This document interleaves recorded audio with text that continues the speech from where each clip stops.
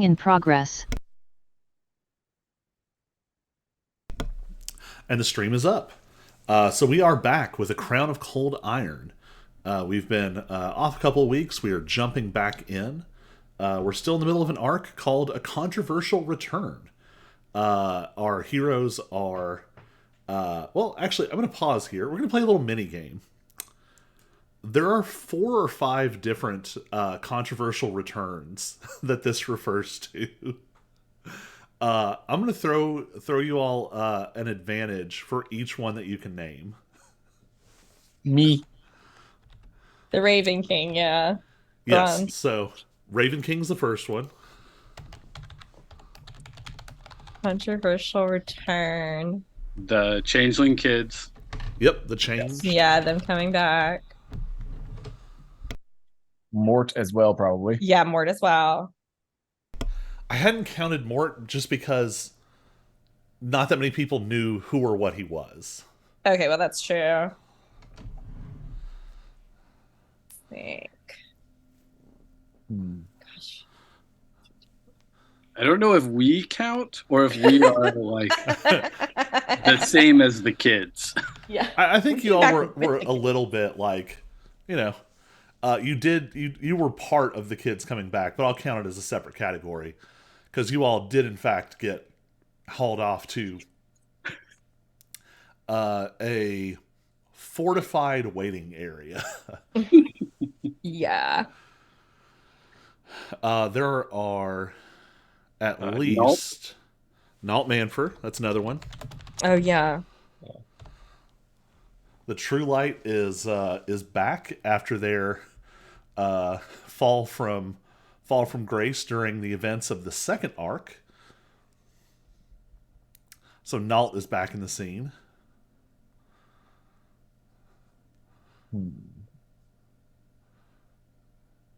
I truly didn't plan it all out in advance that all of these would happen at the same time, but there's a surprising number of them have all kind of lined up together. Mm-hmm. I don't know if so. I don't know if the boy and his dog count since we have no idea who they are. Right. Yeah. Yeah, unfortunately, Well, you don't know enough about them yet. We've only barely they've spent more time in stingers than they have Yes. with us. Yes. So it's not even clear to me if the party knows about them or just the Yeah. players. Yeah, they're definitely in like B plot. I'll tell you about a cool comic that did that recently after the session. Yeah, I'll say this: there's still at least like 3 or 4 more, but that's enough to give all of you advantage to start off. I know. I'm trying to think of. Does Roland count as one? Yeah. I was also thinking of Lou because my understanding now that Lou's Fae. Lou is one. Oh, yeah. I'm also going to count Roland. I don't know that you know 100% what's happening there yet. Yeah. Or whoever our figure with silvery antlers is, which my guess is the Summer King would be another. Ooh, can we argue that Banner and Norton's has returned since, they've rebuilding their building now? I think they are a celebrated return.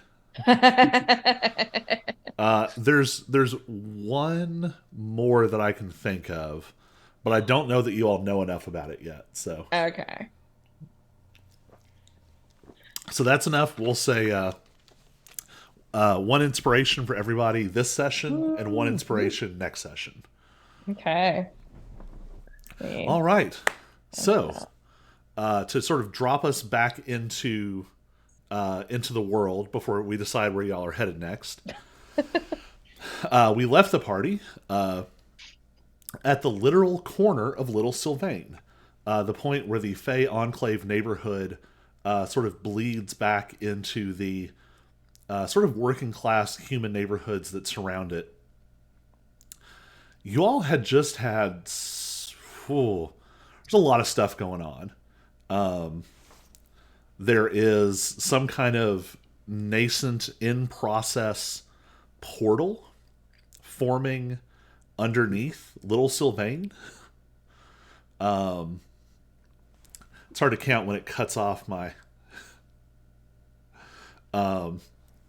So there's a portal underneath Little Sylvain.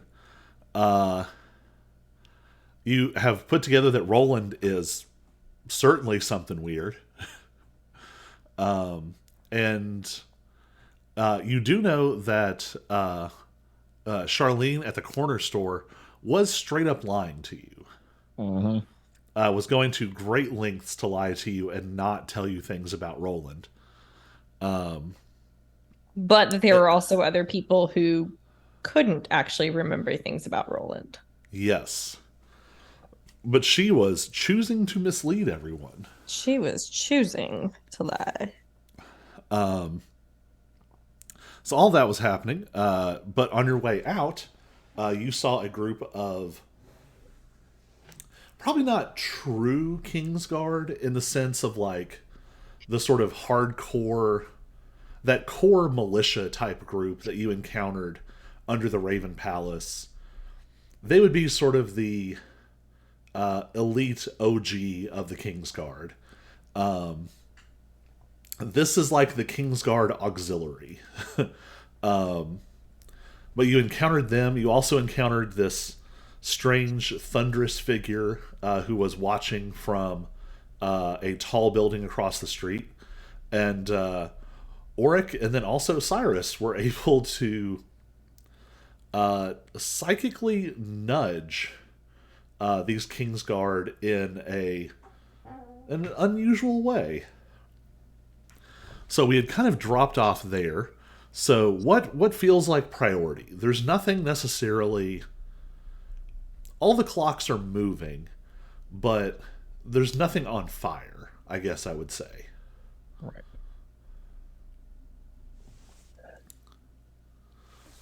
Well, I don't want to call it a dead end, but I think we've traced the trail of Roland as far as we can at this point. Mm-hmm.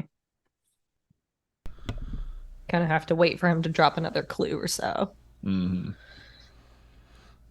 I'll say, you all do know substantially more about him than you did before. Right. which might itself open doors on ways to follow up or ways to contact him or to get a hold of him in some way.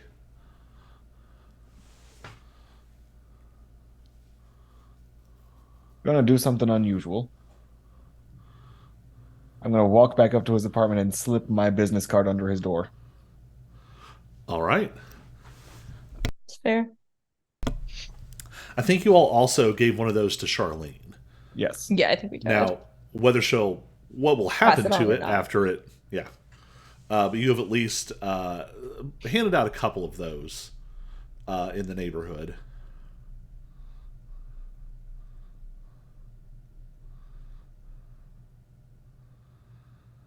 So what strikes your immediate fancy?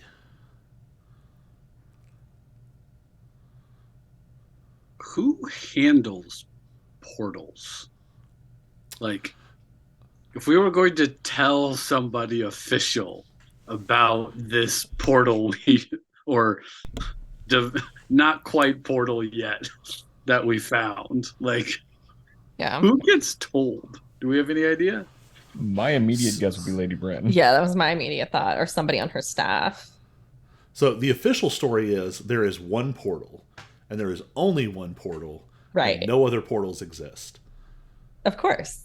Now, if you were to go and put that in the ears of like official human authorities, it would get to important people very fast.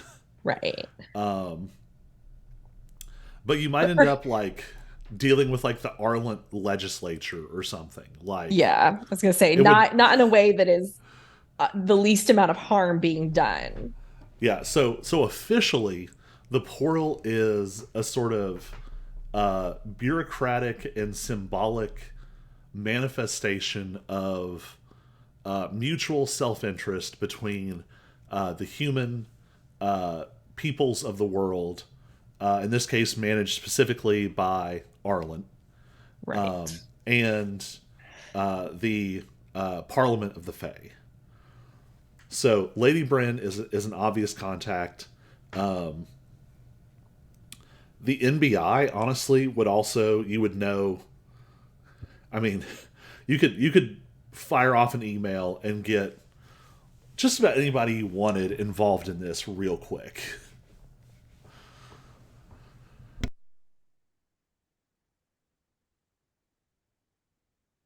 I guess what I'm also curious about is not necessarily who's in charge of them, but now I'm also thinking who knows the most about them, like how they work, how they're formed.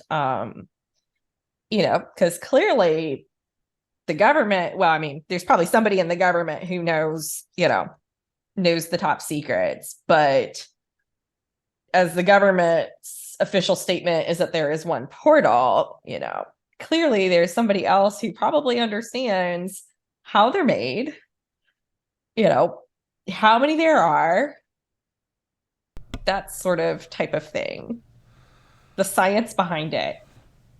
Go to the school. That's true. The academy might have some clues on that. Yeah, Blackthorns would definitely be the foremost sort of human authorities on the mechanics of the portals. You also know that Maine, before she got into the extra dimensional Fight Club business, right, was the one sort of setting up the Weirwood, right, to get back and forth. If you wanted to pull at that string, you also know that somebody was doing that. Somebody amped up one of the Weirwood's portals, right. And Stultus is out there somewhere, and in a sort of disconcerting way, you don't own him, but you have a metaphysical stake in his being, which it's not the same, but it's certainly a chip to call in. Blackthorns, Maine, Argent Stultus. Another option too is, and Maine could probably help you with this as well, there's a lot of what you have gathered is that there are unofficial portals in several places. If you just wanted a survey of what's out there, who controls them, and what they're being used for, that's the kind of info that someone on the shadier side of things might be able to help you with. Mm-hmm. Since technically they are all highly illegal. Yeah. Technically they don't exist. Yep.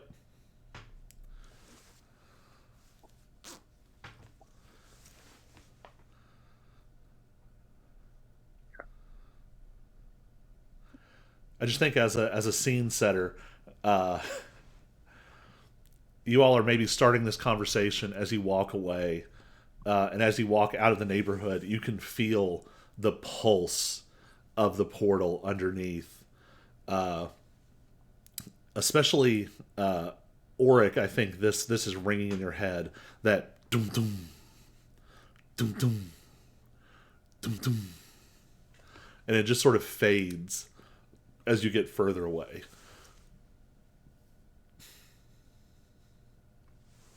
So despite it being unknown, it's something people can sense, even if they have no idea it's actually there.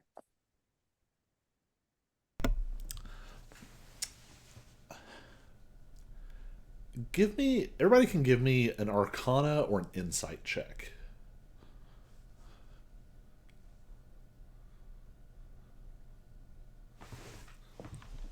And very nice. I will check D&D Beyond and actually look at the results. Very nice. Lexi rolled a 21. Oh, nice. We all did well. Insight pays off. Girl ain't got nothing in Arcana, but she got +3 insight. So, we'll start with Lexi. Lexi, no one you encountered gave you the vibe of someone who is complicit in hiding a giant portal.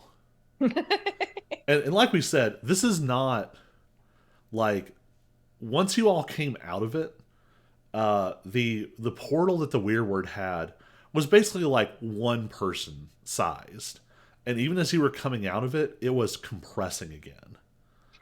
Um, you all would have to probably get Maine or someone to go like mess with it to let you get back through. The Okay. portal Kind that of seems to be split. forming down there is massive. It's like it's like the size of a house. So portals can appear and then disappear again. Uh, we'll jump over to the Arcana checks for this. Um, so Rachel the just tried to get the portal, whole picture. the portal that the Weirwood had was, as you understand it, sort of a naturally occurring thin place. There Okay. are just sort of things that bring the worlds closer together. Hmm. This is part of sort of the old legends of, you know, if you stand in the ring, the fairy ring of mushrooms, and you look at the moon on a certain night and you whisper the right words, a portal will open.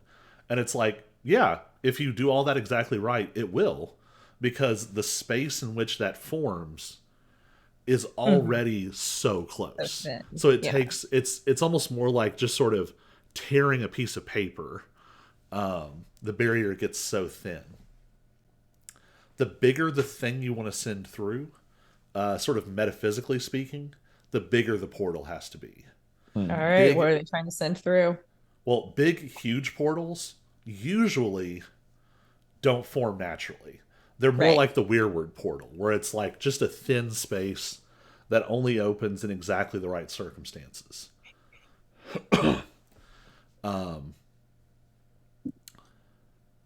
With your very good Arcana checks, so you all saw what was holding together the extra dimensional space in Banner and Norton's. There was a lot of sort of Right. apparatus that went with it. There was visible magical enchantment happening in the space. You saw some of those things in the space where the Weirwood portal was. This was noticeably different. Those portals all had, I say those, the portal you have seen, almost looked ragged at the edge. You could see the tear. This one, it's strange to say this about something magical, but it almost had an organic quality to it. Hmm. And that makes no sense. A portal that big shouldn't open on its own.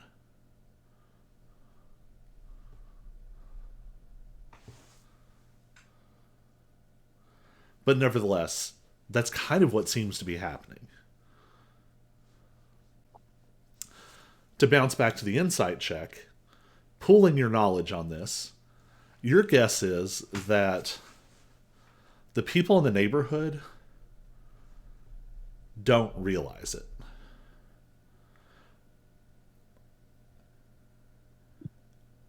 And it's hard to say exactly why, but there might be an element of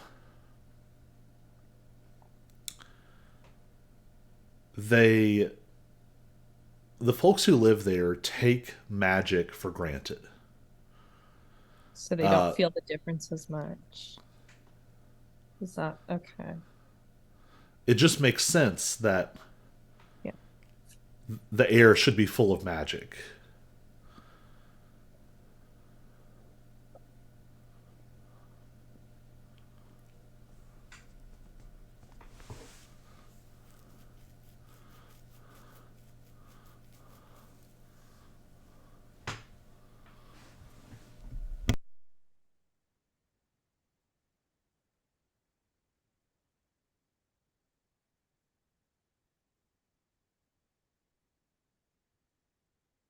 Hmm.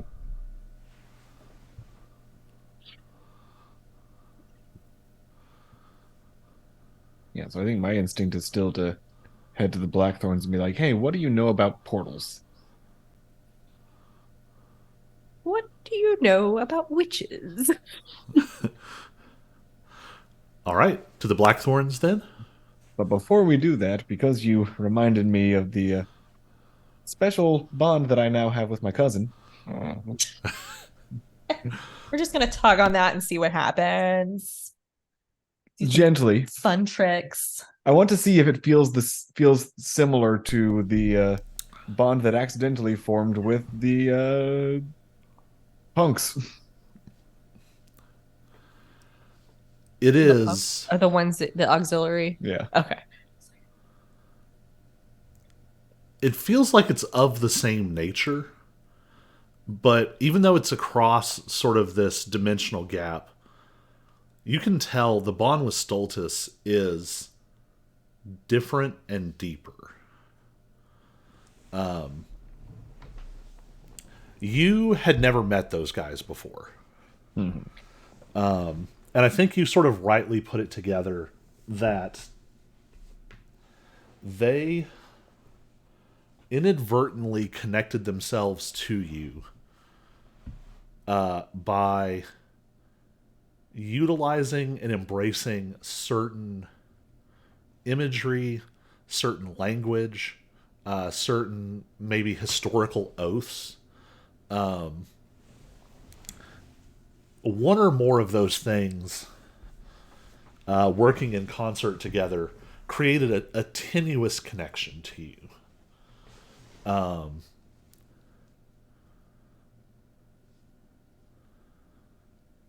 It would be sort of like it would be sort of like the difference between someone who like went through the process of getting like British citizenship and then wears around their British flag shirt and sort of immerses themselves in the culture, and then they run into the king, versus someone who is actually like knighted by the king and serves in their staff somewhere. It's the same kind of bond, but one is almost incidental and the other is very intentional. So even though you didn't necessarily, in a sense, you didn't know what you were doing, you sank those hooks deep.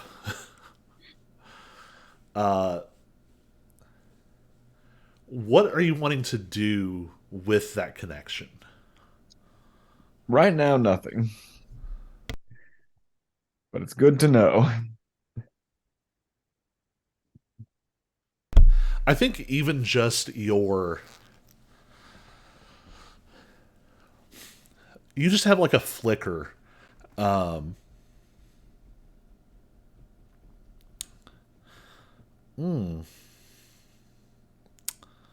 Actually, this is good to know.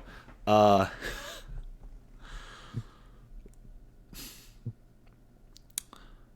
You about see to feel annoyance from Stultus? well, you catch a sort of flickering impression of Stultus. Stultus is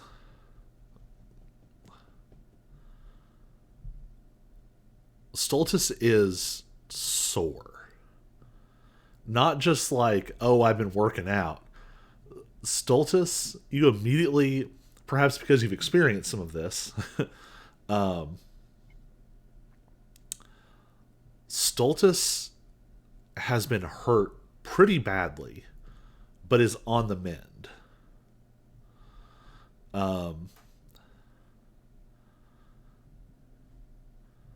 And for just a second, you become aware of him becoming aware of you. There's a weird, like, almost like a hum as it clicks for just a second. And then you feel something huge and dark and deep, sort of not aggressively, but almost just by its very presence, sort of pull the connection temporarily free. Almost like you would swat at a fly that flew too close to your face. He wants his privacy. I get it. Well, I'll tell you this. Whatever swatted you away was not Stultus. Oh. Like, you get the impression Stultus does not get to swat you away at this point. Something around him is exerting enough gravity that it could just sort of casually, almost sort of like a... Actually, I'll tell you exactly what it feels like. It feels like some massive creature felt something sort of brush across it and just sort of gently swung a giant paw in its sleep. I was expecting you to say paw. One of those bitches. I'll say this. This is your free insight check on the DM. When I say paw, that is not an allusion to the Kate C or the cats. Okay. Okay. Something else. Something else. Because that was the red herring we were all grabbing on. I know. I was like, whoop, whoop, whoop. I watched it start to float away from me. I was like, let me grab that and pull it back. No. I'm pretty sure that's Marta's dad, Could be, yeah. right? Because I mean- didn't you bonded Yeah, Stultus, we both bonded with him. so he's also a member of the slumbering court? Okay. Yeah, that sounds realistic as well. I think even just putting this information out there, you get the impression that Stultus is physically close to the center of Taurus's power. Okay. Like there's a little bit of shared there's some timeshare happening with you and Lady Marta, which Taurus might be able to co-opt that if he felt so inclined. He doesn't seem like someone who would care most of the time, but this truly felt more accidental. Mm-hmm.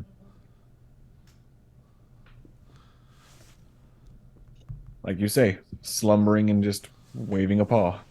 Mm-hmm.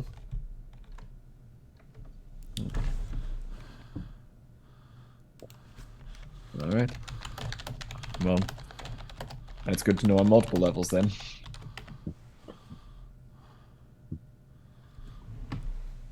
So, I think Cyrus's research topic, because I don't think we've done a deep dive. I don't think Cyrus has done a deep, like, investigative dive into Shane Allowan. Right. But that's been on his radar ever since, like, Alex doesn't make mistakes. So especially if he's popped back up as part of Nalt's rise, Mhm. I think that's so. If y'all are going to the Blackthorns, I think Cyrus is probably gonna head somewhere and focus on Shane. Mm-hmm. All right. Yeah, he was dead as far as you all knew. So something's up. Something's wrong. All right, we'll bounce over to the Blackthorns. We will travel by map. The party sort of splits here. While we're at it, Lexi, is there anything you want to be looking into? Gosh.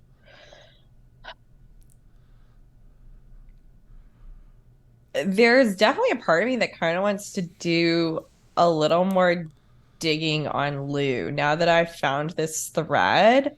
Like, even just going through, going to like the local normal library, not even like the Blackthorn library, to do some research and see where he might be popping up throughout the years. Like, I'm kind of curious about that thread. Yeah, absolutely. All right, so our sort of cohered dot that is all three of you splits into three little individual dots on our Queensboro map. Oryx dot up to a light post and pops out at the Blackthorn estate. again, scaring the heck out of whatever unfortunate undergrad student is on punishment gate duty. Poor little They should really get undergrads. used to this by now. It's a magic school. It's Come poor on. little undergrads. I honestly think that getting startled is part of the punishment. Okay, good point. I think they probably get like hyped up with like, you are the last line of defense between this bastion of human arcane knowledge and all the forces of darkness. And then just like Oric just pops up. So Ulrich is part of the Oh, punishment. darkness! Yeah. I mean, that's where my brain goes. So Yeah, it's Jump definitely scares alarming. on all And I skin. think you probably ping something at least a little bit when you show up. There's almost certainly some kind of like Fey detecting magic. And you're probably in some kind of cold war, whether you know it or not, with whoever runs that enchantment. Because they don't understand why you don't register 100% all the time. And so like they'll be like, oh yeah, I've finally got it perfect. And they'll be like looking straight at it, and you'll like walk by them in a hallway, and they just start like cursing and swearing. Yeah, so some like half-hearted buzzer like goes off. I imagine there's like a whole security board, and it's got all of the like D&D creature categories. So it's like, celestial, fiend, undead, fey, plant, aberration, whatever. And it just sort of like gently pings fey as you appear, but it fades almost as quickly as it popped up. Are you getting Vela to assist you directly, or are you just kind of... I mean, it's not really her area of expertise. So here's an important question. How are you framing your interest in this? I'm going to frame it as I'm curious about how the portal was formed.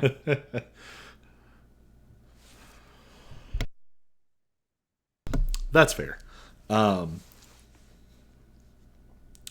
So again, you're kind of old hat now.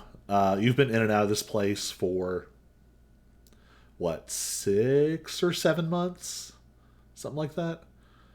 Yep. It did occur to me we have not made a full in-game year yet. We're getting there, but we have not quite You made say it. how long have we played this? Like I think 2 years we're creeping up on we it. were in Cambridge, weren't we? Yeah. So Yeah, because the first sessions I was still in Missouri. you were in Missouri because one of the first sessions that we did, we went up to Winchester because of the ice storm. And we had not had power, so we were at my parents' house. Yeah. So we are almost to a full year in game. Yeah. But yeah, so you're kind of old hat now. Like you're old news. They know who you are. It is just generally assumed you're almost an adjunct at this point. Like as often as Vela throws you at her classes, and there's also some gratitude, because the reality is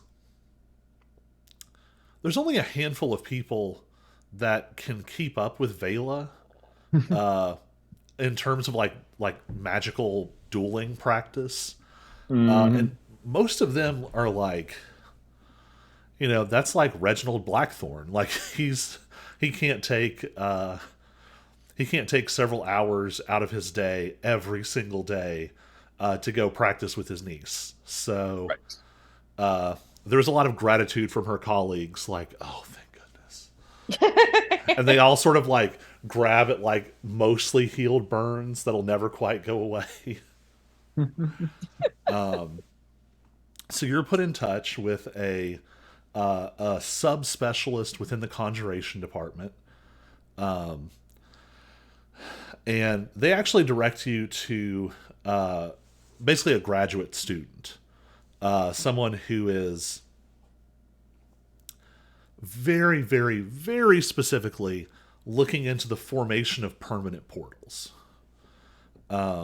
It's a little bit modern, sort of arcane science, and a little bit sort of historical research. Because in the past, there were a ton of portals. Right. And so they're sort of synthesizing the two. It's a young human, probably in their, I'm probably stretching young at this point in my own interest. Probably like early 30s.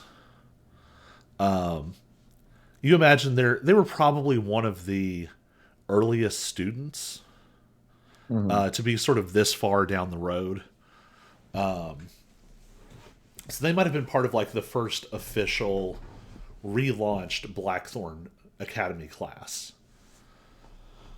Okay. And we're going to say that their name is... their name is Van. Their name is Van. Her name is Carr. Their name is Van. And long, sort of dark hair pulled back in like a bushy ponytail. Big, thick, like the bottle frame glasses. And you find them sort of buried in just piles of books. What exactly are you wanting to know? Everything. As in what I'm telling them, or as in what I'm actually looking for? Well, let's cover both. So I think you said your cover is you want to know more about the portal. Yeah. How the portal formed, or at least our best hypotheses. What I really want to know is what's going on with this new portal that is being formed, how it might have come to be formed in the first place. Whether there's any sort of power behind it, or whether this can actually occur without any outside input. All right. So I think we're going to cover this with two rolls. Give me I'll let you choose deception or persuasion, and then give me an arcana or history check. All right. Persuasion first. I'm going to go ahead and use my inspiration on that persuasion. Did it roll a 1? Yeah. Depending on if you're comfortable using it or not, I do think there is a feature on your Cold Iron Crown that we rarely... you can spend 1 sorcery point to gain advantage on a charisma skill check. If you succeed on the check, the target is charmed or frightened by you for 1 hour. Oh. Do I really want to go around charming Vela's students? Would Vela find it funny, or would she be mad? Both and. Okay. I'm going to do it. Figured that was the important question to ask was, how's Vela going to feel about this? Like, Was 15 my best roll out of think so. 3 rolls? Yeah. That's rough. That's rough, man. That's tough, bud. Dice do not like you right now. You said the other was going to be Arcana or History, Yep. and both of those are the same as well. The dice really hate me right now. Oof. Do I need to get you some real ones? Sorcerers don't do research. That is the punchline. That's the punchline. Ironically, I had to pull out some different dice for a boss fight with my Thursday night group because I was using the D&D Beyond roller and it kept throwing out nat 20s. And I was like, they're going to die. I've got to do something. But anyway, uh, you did well enough. The persuasion gets you there. Uh, Again, you have a pretty good rep here. I think even to the point where sometimes people forget you're Fae. Especially now that you're not relying on your ring of seeming. Right. And actually, while we're saying that, go ahead and give me another Arcana check, just for grins and giggles.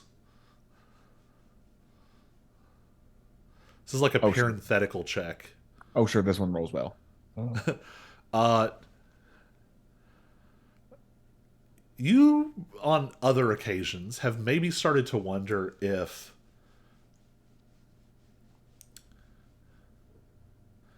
like people who are very smart and have every reason to know who is and isn't Fae, and who have been explicitly told or shown that you are Fae, sometimes are forgetting. And it just strikes you as an errant thought. Maybe something is causing that. Maybe something about you is causing that. Interesting. Just a parenthetical Arcana snippet to hide away for another day. So with an 11, so with a 15, they're very helpful. Van pulls out all kinds of info, pulls up their thesis project, Nice. all of these sort of like arcane diagrams and all of these historical texts and references. They have like an annotated list of like every reference to every portal recorded in all of the literature. All of it. With like subnotes of like portals created by humans, and then like where they went to, portals created by other things, looking for like properties and commonalities, charts with all of these like thaumic equations of this kind of energy applied in this way according to this formula, conjecture about what kind of thaumic patterns they were using 1,500 years ago. It is an overwhelming amount of information. You've been there. You just asked a grad student about their project. You just showed interest in their place of academia. And maybe for just a moment, Joe and Oryx sync. It's like, oh, I might have made a mistake. With your 11 Arcana check, you get the feeling you didn't catch everything that was useful here. But you caught some things. Okay. So the official portal was partially chosen because it was a sort of auspicious location, seated in a very central part of town. And you kind of heard some of this from the other side. Like, the Fae knew that the planes were realigning way before the humans did. So they had, like, decades to put this together. So they found a large, naturally occurring, large-ish, large as the standards usually go, naturally occurring location, and sort of put all the apparatus around it, and were easily able to get it up in the amount of time that they had.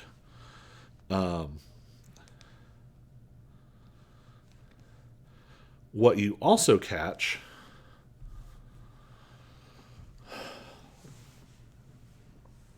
portals tend to,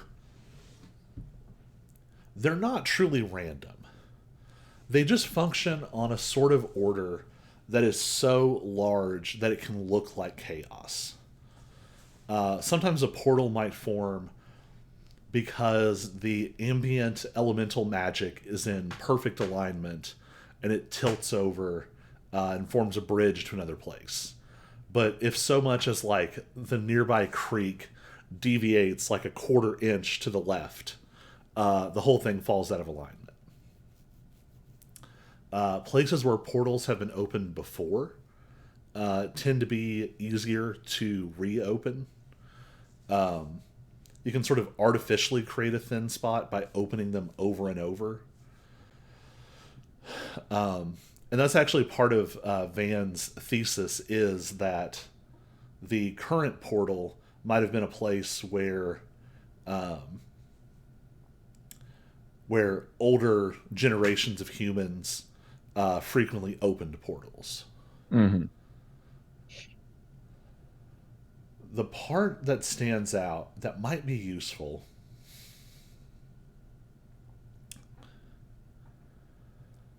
something about the idea of like circumstances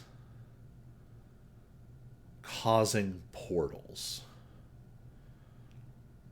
And there's even a little bit more there. There's a reference to a text talking about the nature of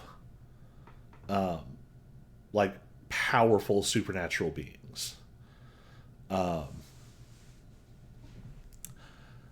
Archangels, archdevils, archfey, a lot of the arches. And what it put together was that it seems like portals might be easier in a place where there is a lot of ambient magical power and influence. Mm-hmm. Put some things together. Like, if the portal is going to open up anywhere in all the hells, it's going to open up under the archdevil's, dungeon. If there's going to be a portal to, a celestial plane, it's going to be in a spot where an archangel died. Things like that.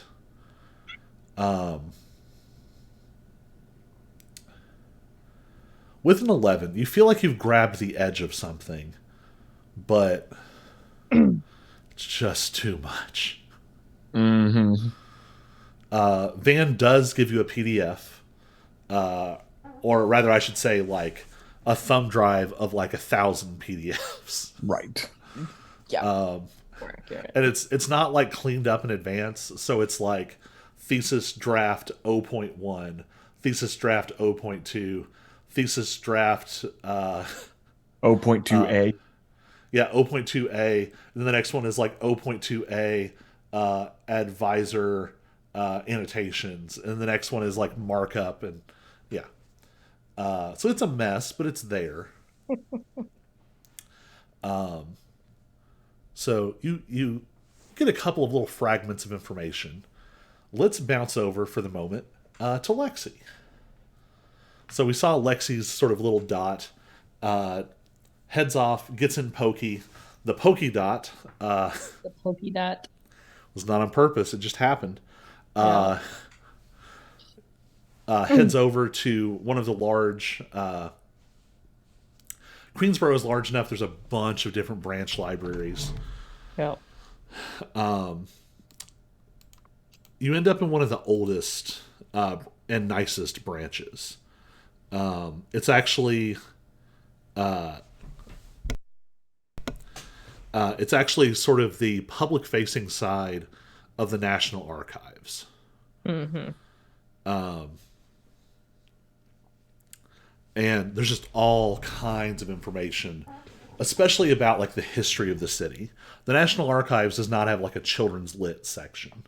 Right. What it does have is like a whole section of like real estate records and right. Sort of registries of birth, marriage, divorce, death, whatever. Like it's all there. Yeah.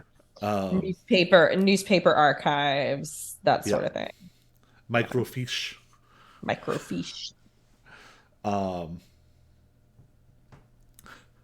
I'm just imagining some like weird archfey who says like, "Oh yeah, it's stored on my microfiche," and you get down there and it's literally like like fish swimming through the air, and he just reaches out and grabs one and squeezes it, and like information shoots out. Um, but anyway, normal library. Normal Very library. nice, very old, very musty. If Cyrus was here, he'd be able to tell you that his mother actually helped work on some of the like updated software architecture behind this place. Uh-huh. But he's not with you, so you'll find out later. I will. What exactly are you trying to pull up on Lou? I guess, my thought process behind this is still a bit nebulous and loose. Let me see what I have from my notes last time. Because I know this isn't the first time that I've done some research on Lou. Because I put together that Lou is probably Fae. So what set this off was you were looking up the history of the Hero Light. Right. Yeah. And how it related to the property Lou of Lou's. And he found this strange figure showing up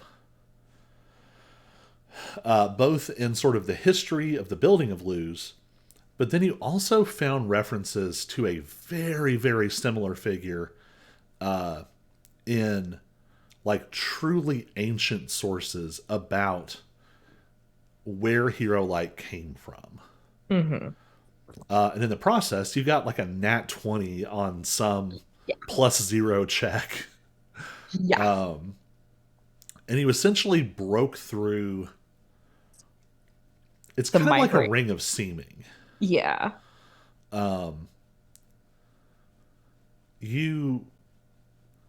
Whereas Auric, like at this point, Auric photographs as human when he's in Right. human form. Yeah. But sometimes a ring of seeming doesn't catch on photographs. This seems to be like that, but way more powerful. Yeah. Powerful enough that maybe they never thought anyone would be able to do this. Right. I think I'd probably start, and some of this might be information I already have, but I think I'd probably start with real estate records to look at like the deed history of Luz, the building. Just because, and some of this is what I'm inferring from what I wrote, so some of it may be more Rachel's conjecture than what Lexi knows, is that Lou has probably been tied to Luz for a long time. And through multiple lifetimes has shown up there, essentially. So you've essentially, you already saw almost 200 years worth of photographs that put this figure in proximity of Luz. Yeah. So go ahead and give me a history check with advantage. You know what you're looking for. You're at the library. You're in the right spot.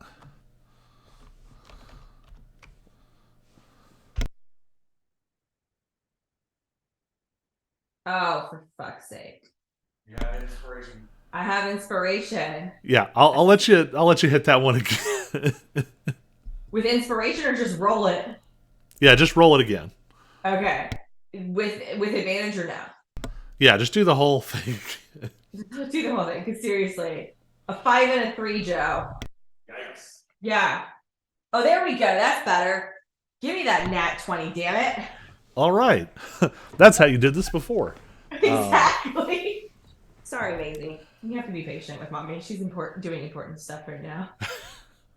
There's a cat at my feet who's begging for treats, so. So you're able to sift through this information, and you know what you're looking for. You have a starting point with the photographs that you found before, and they kind of end up being a sort of Rosetta Stone that unlocks huge portions of this. I won't bore you with sort of the pretense that Lou put together, but whoever this is seems to have been passing the bar down to themselves in one way or another for basically as far back as the records go.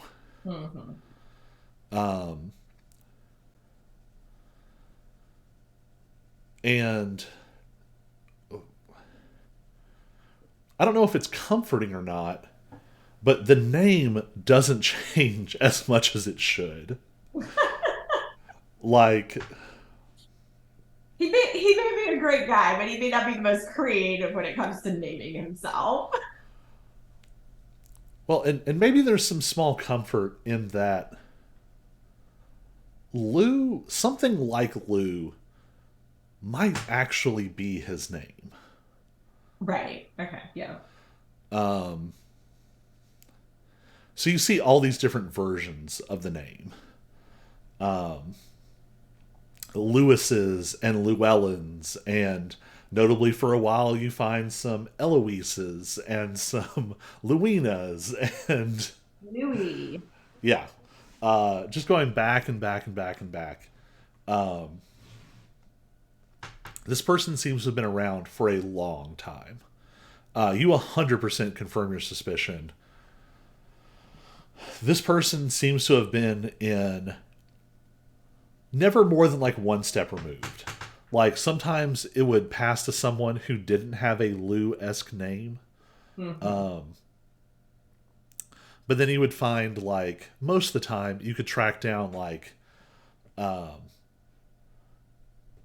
they were a lawyer or they were a banker or they were holding it in trust for someone. Or at several points you find like they're on staff for somebody. Like the cook was Luina or something. Yeah, I'm sitting there right now thinking, all right, what are my employees' names again? Got Caleb and Woody and Who's the third one that we've never seen? Craig. Craig is the chef. Yeah, Woody's the one we've never seen. Woody's the one we've never seen. Yeah, Caleb and Craig you see like all the time. Right, yeah. Is Woody his real name? I mean, I named him after Woody Harrelson from that Yes. scene in Cheers. So what I will tell you is that part of what's been so distressing about this is it's retroactive. When you push through whatever this memory distortion was, now this person is in all of those memories. Like when you think back to moments you had with Lou, you can still kind of see the Lou that you're familiar with, Right, the little. but you also see this person. Right. Okay.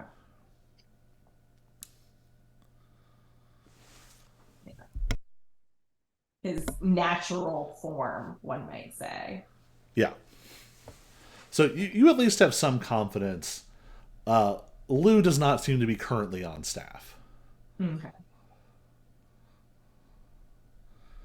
Which throw me an insight check here.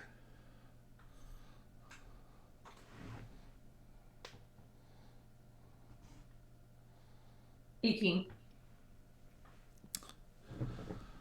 A question comes to mind as you look at this unbroken history of Lou staying very close to this establishment. What changed?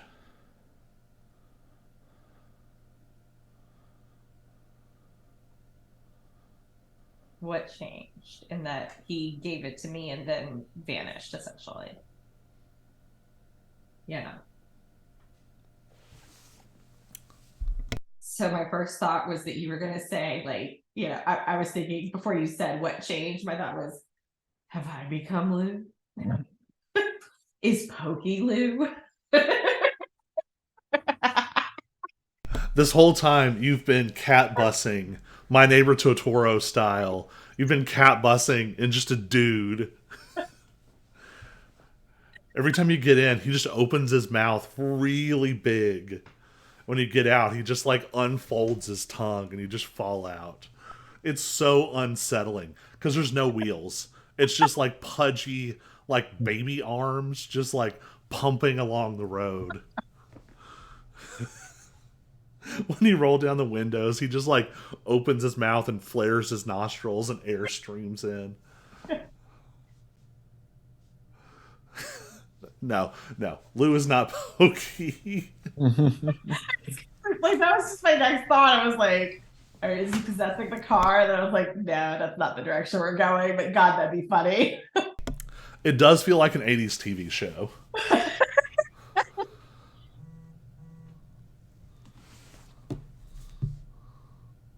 Yeah. So what changed?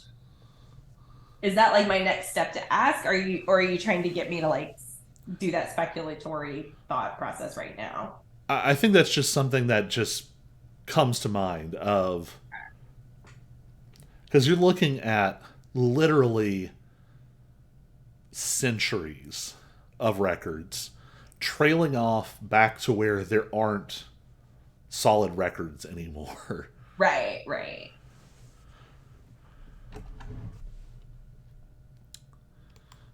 I guess my first thought was more kind of the hindsight is 2020 and that I can break through these old pieces, but you know, maybe I can't see where he is right now, if that makes sense.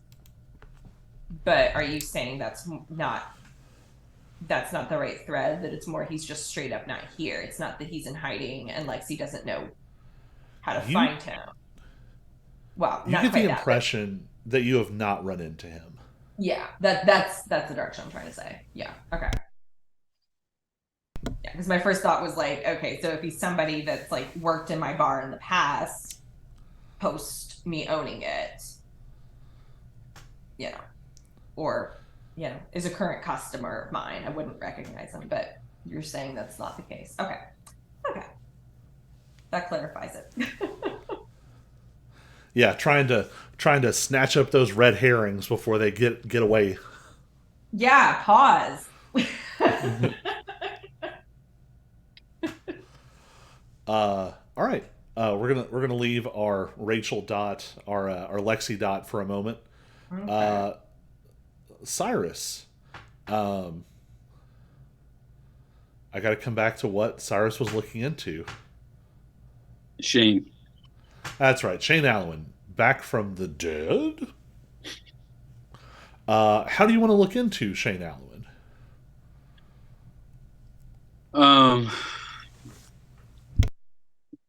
I think pulling pulling NBI records, try to find out who he was, try to find out whatever I can about him, about who he was before I think Alex got involved. Is there any kind of gap um, in the records, and kind of what his connections to Nault are right now? So, which piece do you want to do first? Basically, past or present?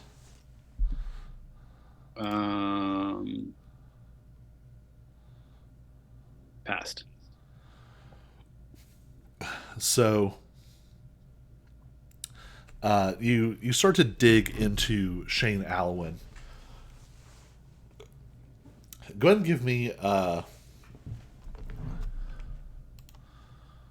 look at that character sheet.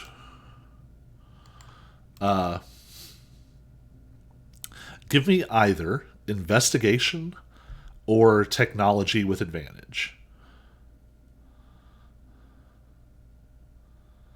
Looks like investigation will be better.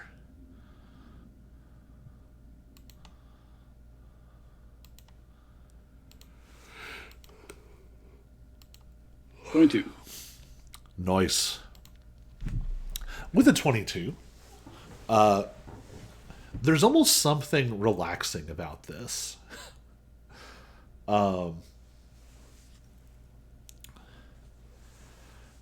You've been sort of living, at best, adjacent to your wheelhouse for a long time. Like, you did some field work for the NBI, but this is what you did for a long time. Build the profile, find the resources, find the history, find the background, grab all the little pieces, and synthesize them together. So you put together a portrait of Shane Allowen.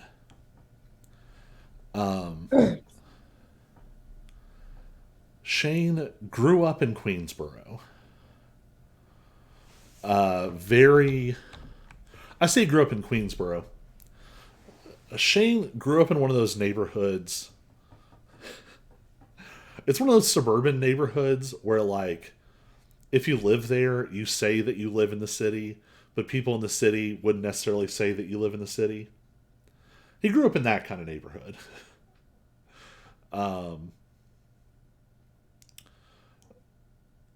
Sort of a. Where you live right now, Colby. Won't catch me saying I live in the city. He's from Atlanta. Yeah. Yeah. So, sort of like a upper middle class kind of neighborhood. Very like you find like old like local sports journalism. This amazing running back who helps lead the team to a state championship. Just like his dad did 20 years ago or 30 years ago, whatever. Decent sort of academics. Just a touch of like a DUI here, a reckless driving, but both from when he was like, late teens, early 20s. Business communications, double major. Very, just sort of like middle of the road. But you catch a couple of things that if not red flags, are yellow flags. You find his path overlapping somewhat with an up-and-coming Nalt Manfer. And not just him, but sort of a whole network of folks that seemed very innocuous until about 10 years ago. And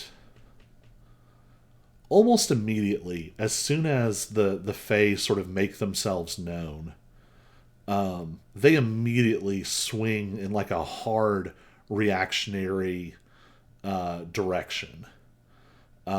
You see sort of the early roots of the True Light movement. You see sort of traces of Solonism fracturing. And you actually find Allowen's uncle was one of the elders for the True Light branch that Nalt was in charge of. So you see these roots sort of tying them together.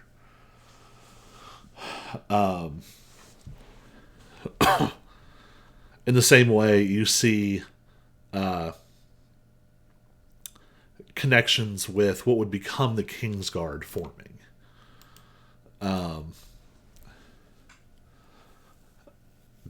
To the surprise of no one, Marcus Prim was apparently like a high school football coach at one point. Not like full time, like also being a history teacher or something, but was like brought in to do that.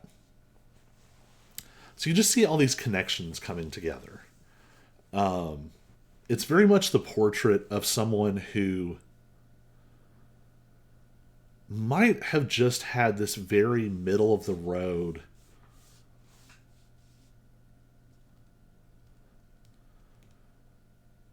just sort of would have done okay, if that makes sense. Like, would have found a decent enough career. Might never have done anything like too big or grand or great, but would have done okay. Um, and you watch how all of those pieces turn so hard when the Fae are reintroduced, when the Blackthorns start to rise. And every step of the way, eventually Truelight and the Kingsguard sort of unofficially separate. And you watch Shane go down one path, and you watch his uncle go down the other, but still sort of sharing those roots. Digging now into like financial records, you start to see like at first, like, going back to childhood, like hunting rifles and things like that. And then you watch as it suddenly spins and it goes like handgun, shotgun, and then peaks up into like, you see a portrait of like basement full of assault weapons. And there's some overlap here with research you did way back in the day. You remember that the Kingsguard had been flagged.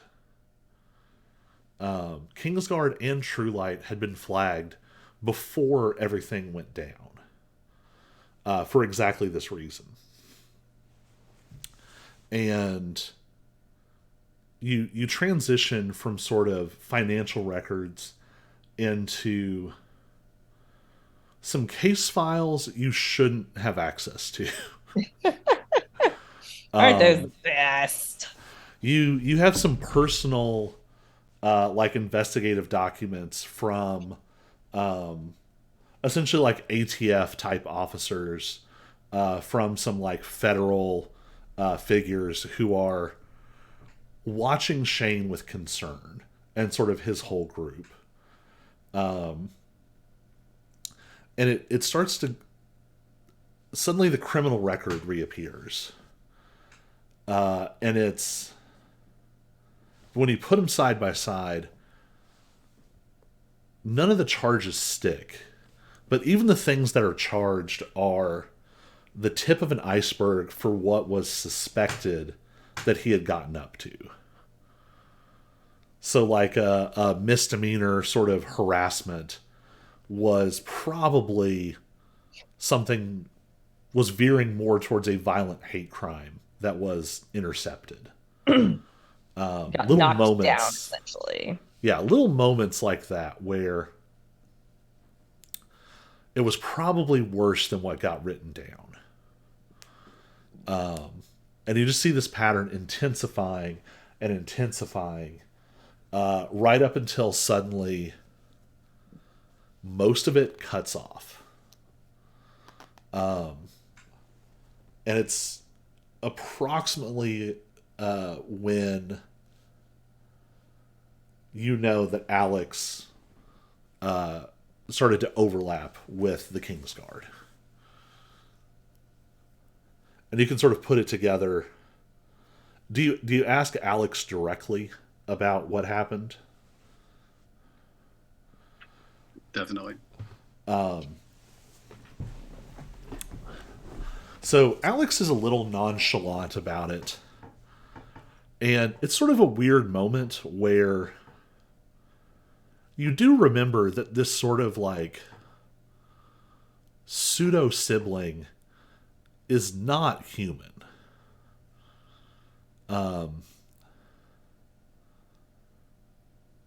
Alex is just sort of blasé. Essentially, Shane put it together. there was just enough holes in Alex's story, things that didn't line up. Like Alex gave essentially like a reference, a referral for the Kingsguard, and then pretended to be that person at the phone number that they gave. But it seems like Shane knew that person personally and called them independent of the number that was given, and that sort of set off a pattern of questioning that eventually culminated in Shane confronting Alex and pulling a weapon. Not fully realizing what Alex is.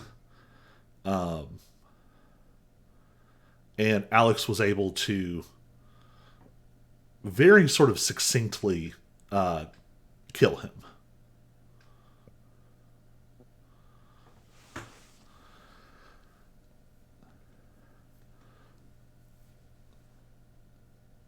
Is there anything else you want to know from Shane's past?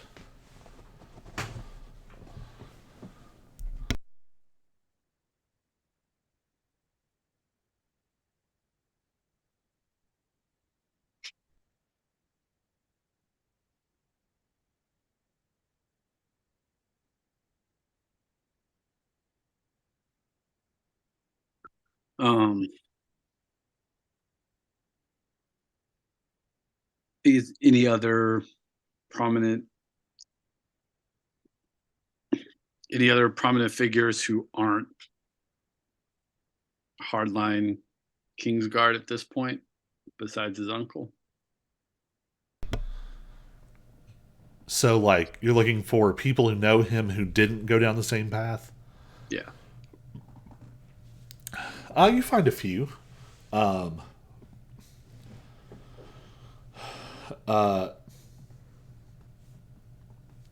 Here, social media suddenly becomes your friend. You're actually able to watch as the Allowan family kind of tears itself in half. It's probably 5 or 6 years ago. Some of the family was like, "Hey, y'all seem awful," and they were like, "You don't see what the real threat is." And this happened on like a very public social media platform, and you can actually watch as like, whole branches of the family sort of disconnect at the same time. So there seem to be some people. The people he actually has sort of kept up with and overlapped with seem to kind of have been going the same way. There were two. There was a sibling and a cousin who also went to the Raven Palace.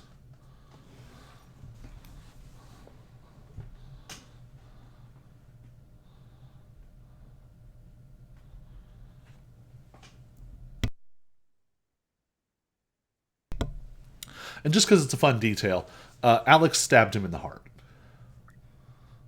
Why not?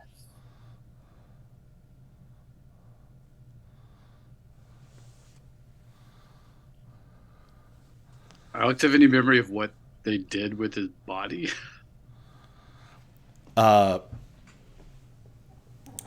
So you would kind of know the same protocols that Alex learned. So they tell you that Shane's body was, a lot of the sort of identifying markers were removed, and the body was taken like way outside of town, weighted down very thoroughly, and dumped into an estuary.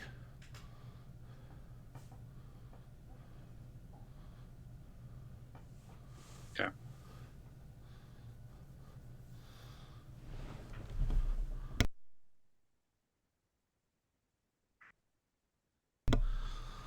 now that you have met the ghosts of Christmas past, would you like to know more about the ghosts of Christmas present?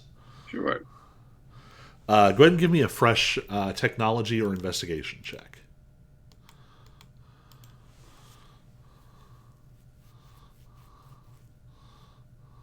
17. With a 17, so Shane Allowan is listed as a board member of Nalt Manfur's campaign committee.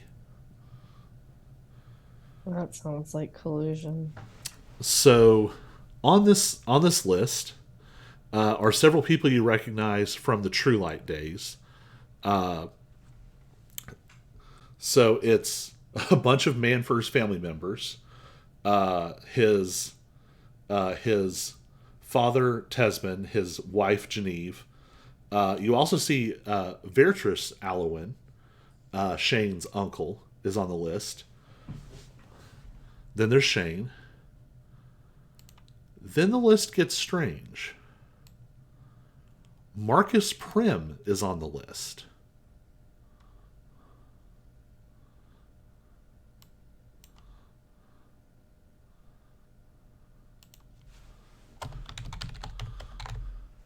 Dela Tarek is on the list.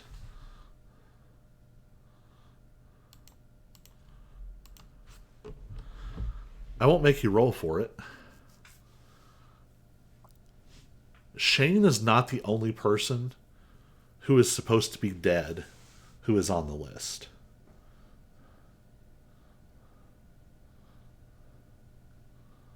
Because we killed Marcus. Yeah.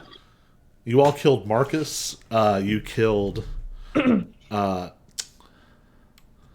to remember. There was, I think, 2 Kingsguard that you all sort of helped escape. Or did the Great Raven get them? That's a good question. No, we sent somebody out. Yeah, so I would there were say. a couple of them died in the crypt against the sword. Yeah. But we sent a couple of them out. Well, and some died in a fight with you all against Marcus. Right. Yeah. And you recognize. You don't recognize the name, but you recognize the face. Dela Tarek was killed by Sana. Yeah. Sana snapped someone's neck who surprised you all right before you fought with Marcus. Yeah.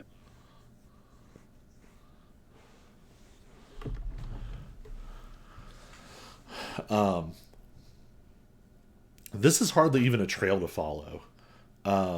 They're all on this list. They're making campaign appearances. You can find them on social media.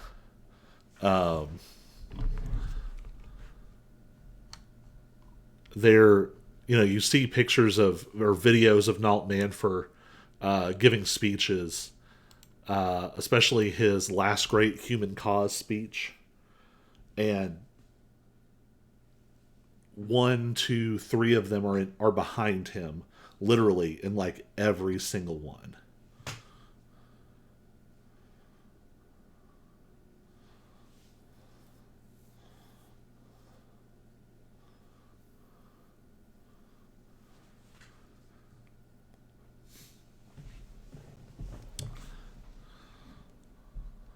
Well, that's concerning. Just as another thing to remember, Shane Allowan fought on par with Tyler and with Lieutenant Davis in the Fight Club. Right.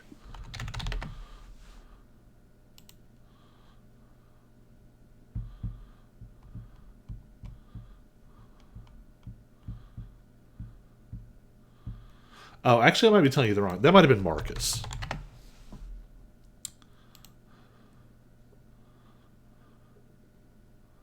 Which part? No, I guess it was Shane. Yeah. Shane's the one who fought. Yeah. Yeah. Yeah. Because that was the initial red flag, was that it was the person that Alex was impersonating. I feel kind of bad now. Shane was the only one who didn't get a mythic property.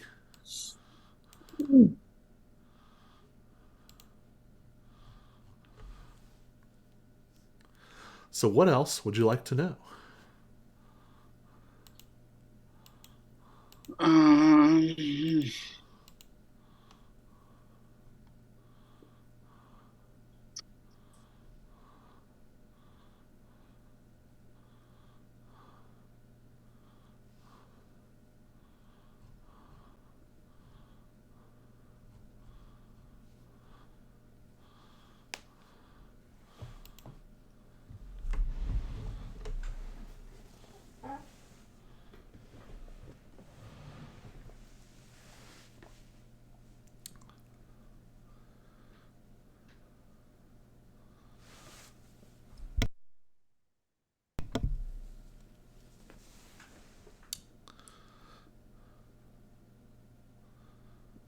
I'm not sure what else to. I'm not sure what else to look for right now.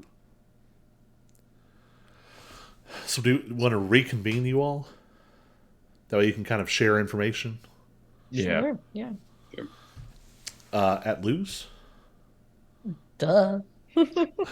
All right. The newspaper spins, and you all are at Lose. Yeah.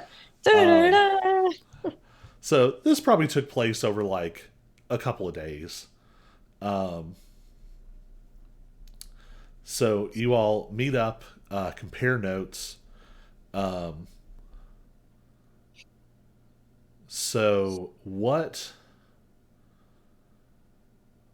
strikes you as something you all want to follow up on? It doesn't have to be something you researched. It doesn't have to be something you know how to follow up on per se.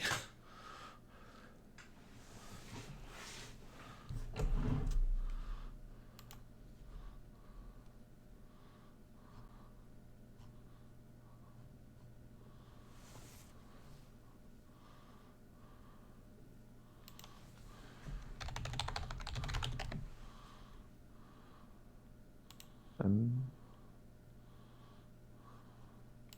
Not necessarily answer to that question, but I think also every now and then I'm just plucking on the strings of the King's Guard to check and figure out where they are. Right.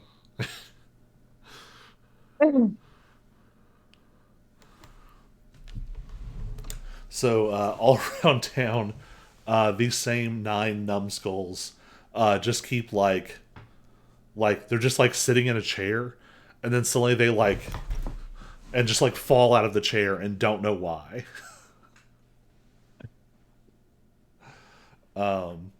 One guy like twitches and like trips and just like splays across concrete.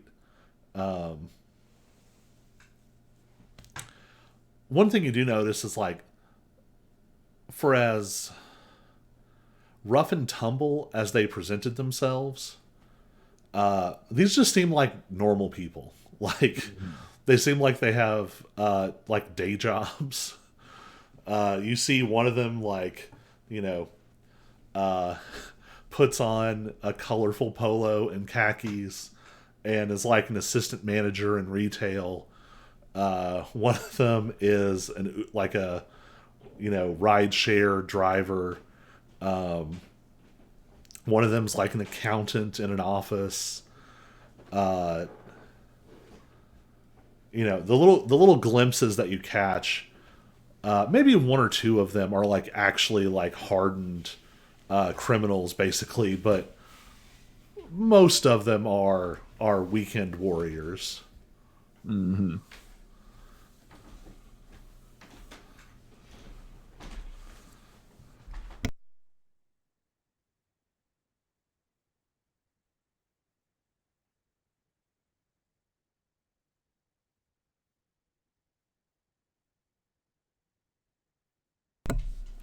So you know that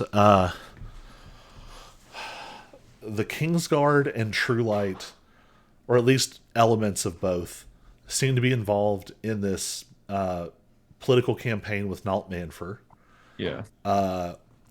You have this weird history of Luz. Okay. I mean, you do at least know, just common sense. Lou almost certainly, Lou almost certainly isn't dead, or at least did not die of what you were told that he died of. Right. So there's still something there. You have this giant portal that is now sort of hanging on your conscience because you're not really sure who else knows about it. You've got a pretty good idea at this point that Roland.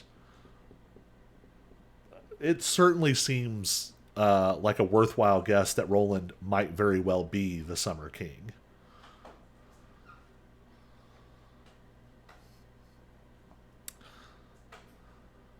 And there's other things going on, but what do you all want to pull at next?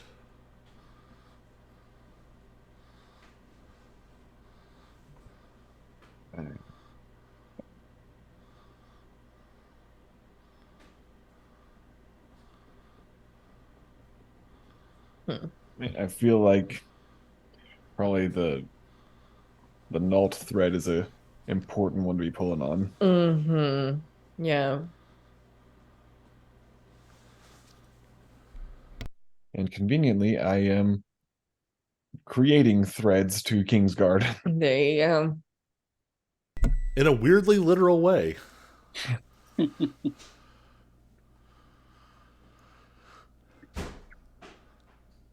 And that's one thing. They're very visible. Like, you know where to go find them if you want to. A lot of this is like publicly registered information.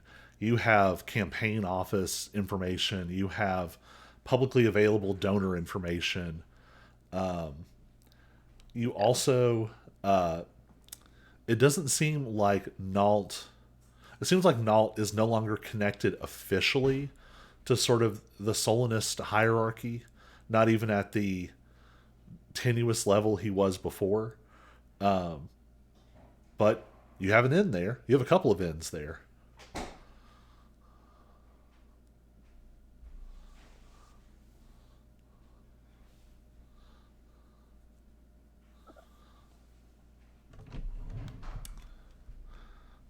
And remind me, the portal was not actually complete yet. It was kind of forming, right? Right. Actually, I took a picture I meant to send you all. I was walking through the hospital, and there was a wing under construction. And the wing had, I guess, like positive air pressure, so it was pushing out this sort of tarp all the way around it. And I was like, this is what you saw. I'll have to send you all that picture. So I have a question. Oh, wait, no. I know the answer to this. So I have a meeting next Monday, and then the following Monday is the day after Christmas. Yeah. Will we play on the 2nd? Does that seem too soon for you all, or do folks have plans? You don't I have can do the class. 2nd. I am going to be taking a J term class in the evenings from the 3rd through the 13th. So I can do That the works 2nd. because I'll be out of town on the 9th. Okay. So we'll either be Fair. back on the 2nd or the 16th. Okay. Something like that. So that tells me what scene we're going to end on. So this is the cliff you'll get to hang on for a while. So to set our scene, you all have been talking plans, maybe just blurred into some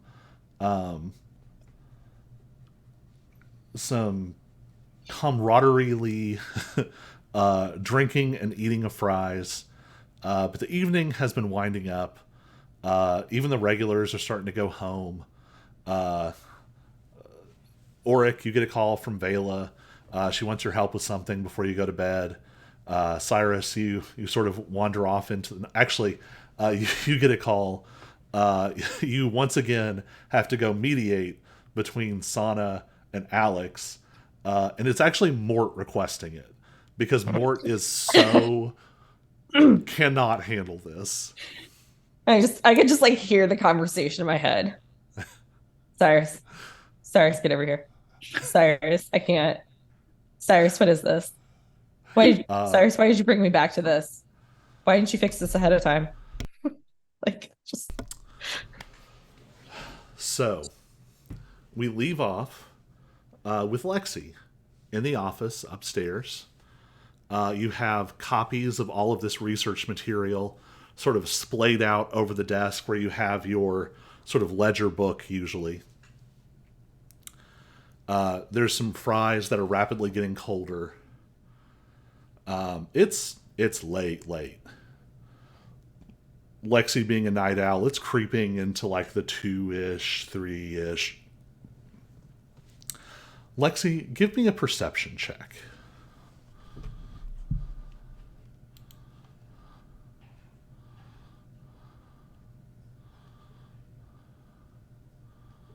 Damn it. 7. So, our point of view. We are watching Lexi from the doorway. The door has opened so quietly that even Lexi's sort of supernaturally heightened senses catch nothing. It's less than the whisper of a wind. It is, in fact, approximately as much noise as the gentle, graceful sweep of a fairy's wing. The door is open. We're looking down from the perspective of an unseen figure. And they watch Lexi poring over these documents, occasionally grabbing a cold fry, eating it with some level of distaste, but still grabbing another one.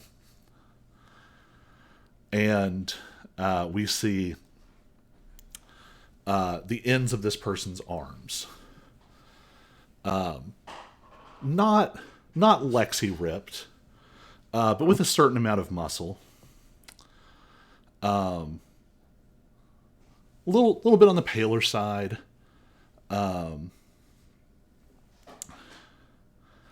And as we watch,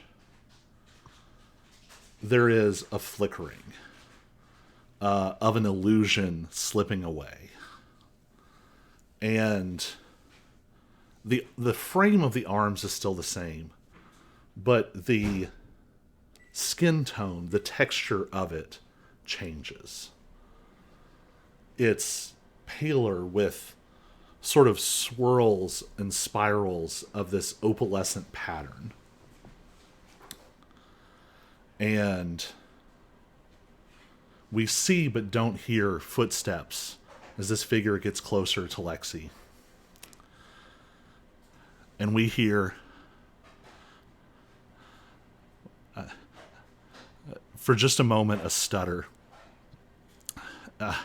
And as Lexi starts to turn, the stutter resolves into this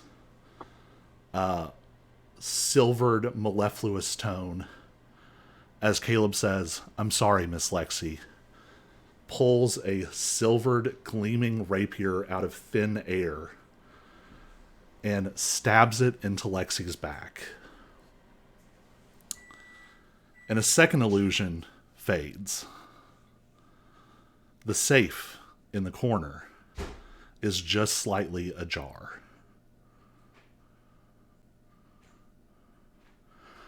And that's where we'll pick up in 5 or 6 weeks. I knew there was something up with Caleb when he showed up to work and I didn't roll high enough to find out why. That motherfucker. And that's where we'll come back. I'm going to go ahead and kill the stream. It's fine.